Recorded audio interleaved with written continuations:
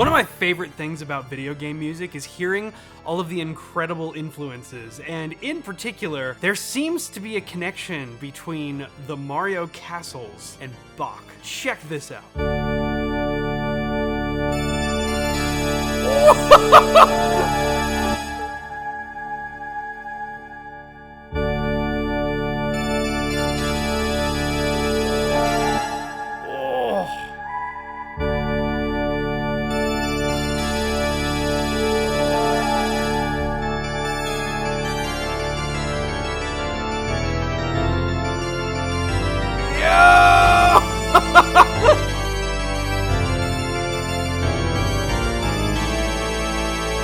Big old 5-chord.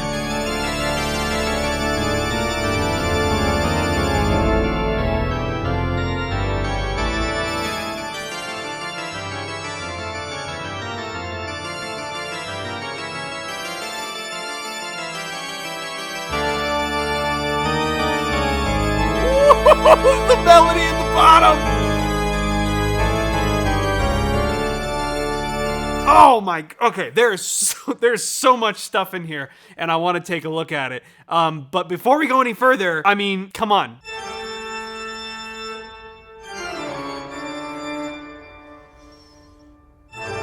It's even the same key.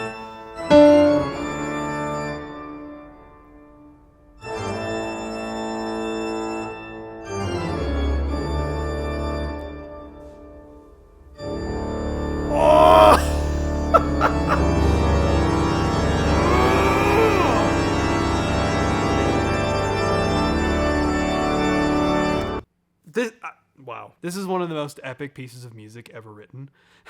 And the fact that it's played on the pipe organ. Like, guys, if you've never been in a place, whether it's a church, cathedral, whatever, that has a pipe organ, and you've never felt the power of these instruments, it will literally melt your face off. These are some of the coolest instruments ever made in the history of the world. And it's a shame there's not more of them. I think, first of all, the choice to write this whole theme specifically with organ, love it. It's insane. You know, it's funny, growing up, I always hated learning Bach because I felt like Baroque wasn't at that time really a genre that I was particularly interested in, and it's hard.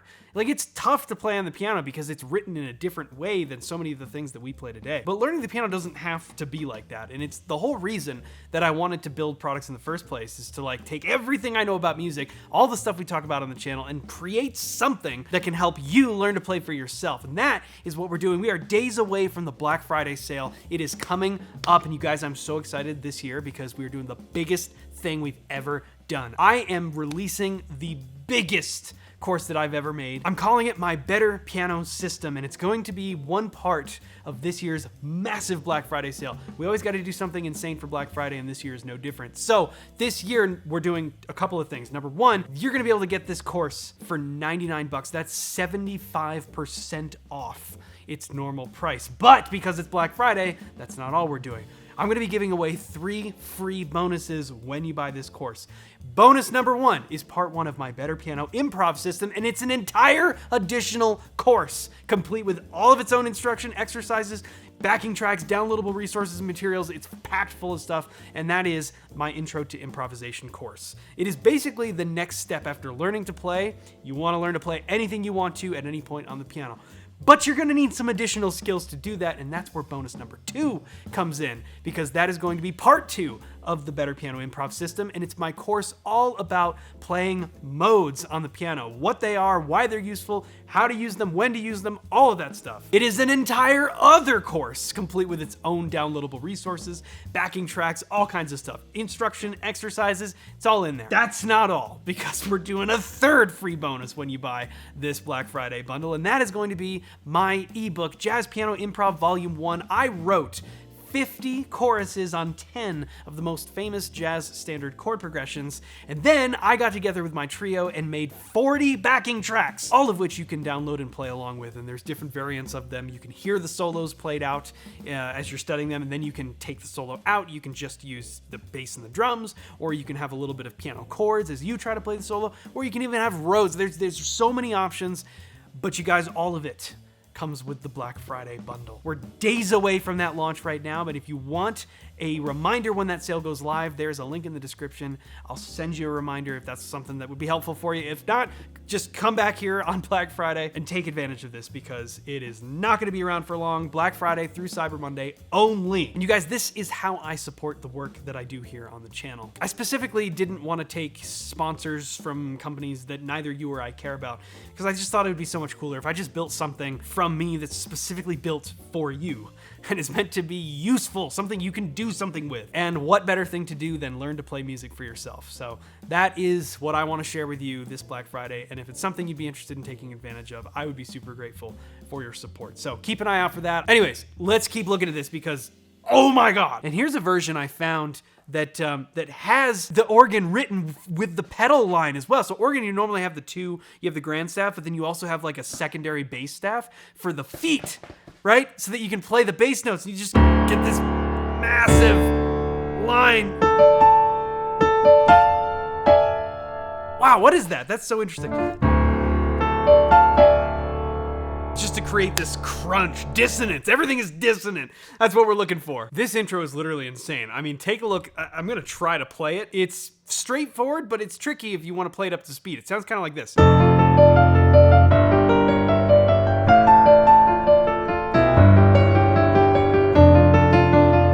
Now watch this. Ah! Oh! That's a big 5 chord right there.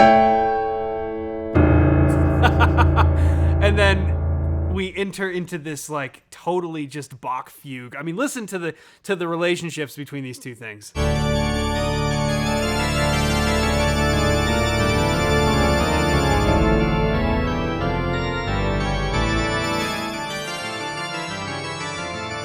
Oh, it just keeps on going and going and going, but listen to the way that it connects.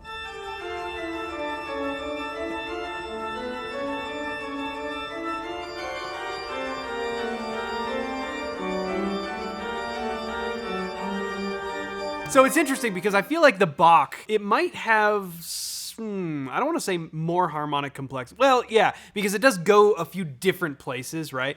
In terms of the harmony. Bach was very aware of functional harmony, where we think of like, oh, all these things equal a D minor chord, right? That's basically everything I talk about on this channel. Bach knew all that stuff, but it's not necessarily what informed his writing. What informed his writing was a lot of linear. So like, think horizontal writing instead of vertical. Vertical would be like, I think of everything as melody and a chord underneath. Bach thought of everything linearly, where each part, that's how we get these things like...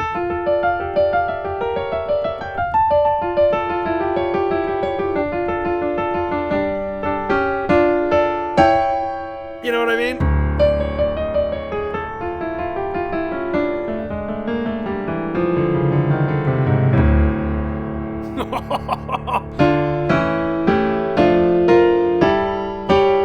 Oh man, there's just so much like...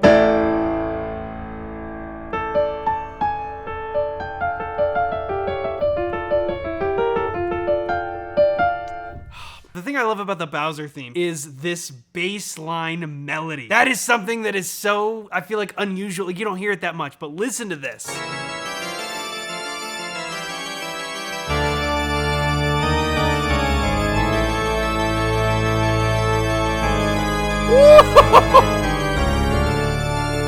Oh, and it's pretty simple. 1. Oh, it's 5, but it's got the 2 in the bass. Woo! That is so sick. Let's take a look at what's actually happening there. First chord we land on is D minor, right? But then we have this line in the bass that goes, wow. So, and in the right hand, it goes like,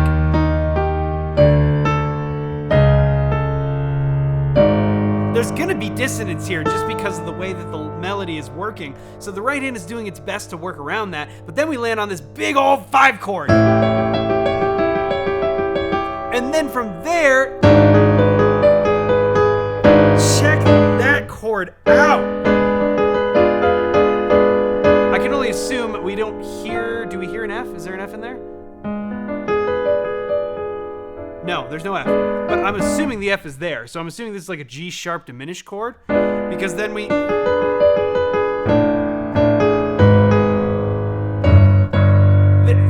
a 5 chord here.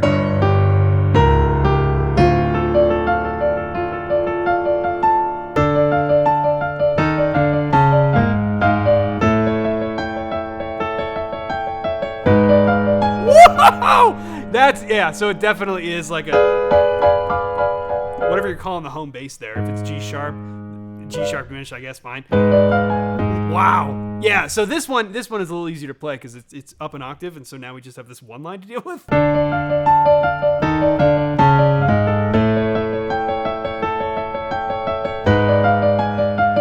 That's nuts!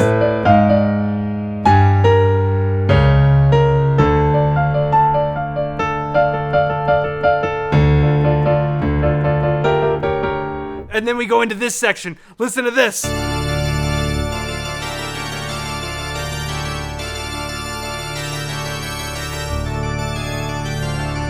Oh, and there's the line from the intro. Yeah, so here we've got we have this like almost like it's not an interlude, but it's like in between.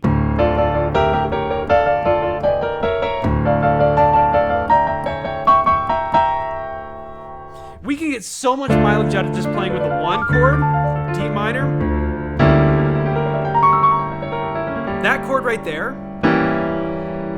what it really is it's really the 5 chord. I think it is. I mean, you could say it is the 2 diminished chord. That's possible. But what is it really? Like, it's to me, this is an A7 chord with a flat 9, right? So we get this 1, 5, 1, and no matter how we voice that, even though we're doing all this crazy stuff around, we're basically just using some variation of that. We don't move from the D here, but that's very clearly a 5 because it resolves. That's the 4, G minor. There it is again. We're not playing an A in the bass, but it's like implied.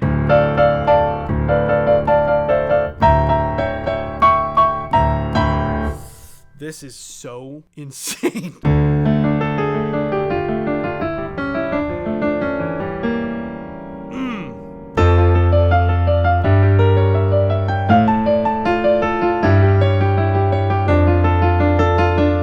Oh, and then these chords that move super fast.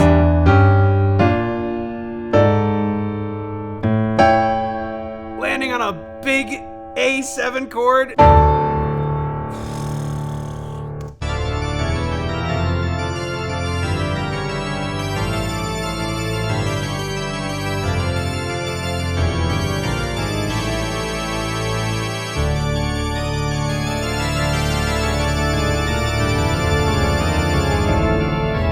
At this point, we're back into it.